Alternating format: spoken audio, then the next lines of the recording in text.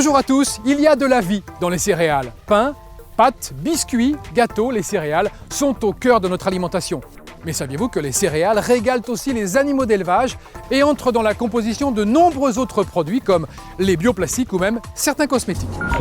Dans ce numéro d'À tout bout de champ, votre mag-info des céréales, un seul leitmotiv, la qualité. C'est donc dans les champs de blé dur, dans le sud de la France, que nous démarrerons cette découverte de la qualité. Nous rencontrerons ensuite Olivier Magne, formateur des boulangers de demain, passionné par le pain, symbole de tradition et de qualité française. Pour commencer donc, direction la région toulousaine pour tout savoir sur le blé dur, une céréale appréciée des gourmands de tous les âges, puisqu'elle sert à concocter pâtes et semoules.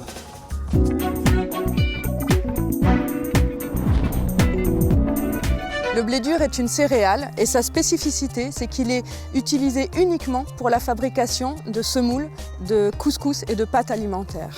Il est cultivé sur le territoire français et ce blé dur va alimenter les usines de production de pâtes produites à partir du blé dur cultivé dans 4 régions de production française. On a la région sud-est, sud-ouest, ouest-océan et centre-bassin parisien. Donc la qualité de la céréale est importante puisque les pâtes sont fabriquées uniquement avec du blé dur réduit en semoule et de l'eau. Une autre particularité de la filière française, c'est que les semouleries sont situées à proximité des bassins de production de blé dur. Ceci permet un approvisionnement en continu tout au long de l'année, de la récolte jusqu'au mois de juin d'après. Un champ de blé dur, c'est un champ de pâtes en devenir. Un agriculteur, pour arriver à cette qualité-là, ça lui prend toute l'année. Ça commence évidemment au semis, où son objectif c'est d'avoir une culture bien enracinée, pour résister à la sécheresse ensuite, l'assurance d'un grain bien rempli, riche. Enfin, quand ce blé est mûr, il va falloir le récolter et préserver sa qualité. Pour l'agriculteur, il va s'agir de rentrer ce grain de blé dur le plus vite possible pour qu'il ne soit pas soumis à des accidents climatiques qui viendraient abîmer la qualité. Cette moisson, c'est la concrétisation de tout son travail de l'année et il attend avec fierté que le produit soit à la hauteur de ses espérances. Et pour nous, ce grain de blé dur qu'on ramasse, ce sont finalement, avec juste un peu d'eau, les pâtes que nous avons dans l'assiette.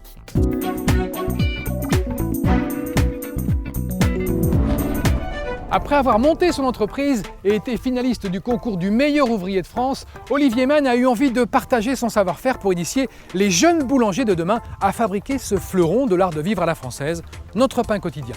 Retour sur un parcours où la transmission de la qualité est essentielle. Alors, on va décoller gentiment la pâte du bac.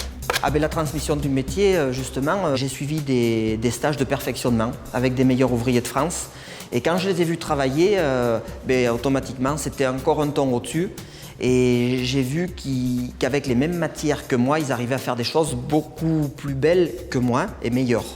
Et à partir de là, j'ai eu envie de suivre leur chemin et de retransmettre automatiquement, puisque ça ne sert à rien de se qualifier si ce n'est pas pour retransmettre en quelque sorte.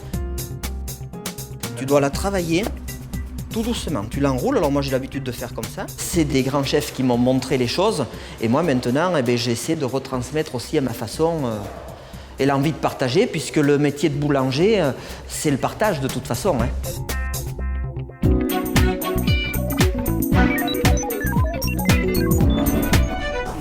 On a tous utilisé au moins une fois l'expression dans sa vie « on ne s'embarque pas sans biscuit » qui incite à ne pas s'aventurer sans avoir assuré ses arrières. Mais d'où vient-elle concrètement? La réponse de notre expert, Jean-Loup Alain. Les biscuits, depuis l'Antiquité, accompagnent les soldats, les commerçants, les marins lors de la traversée des contrées et des océans. Pourquoi? Parce qu'à l'origine, les biscuits, aliments céréaliers, 2 fois cuits, se conservent tout naturellement très longtemps.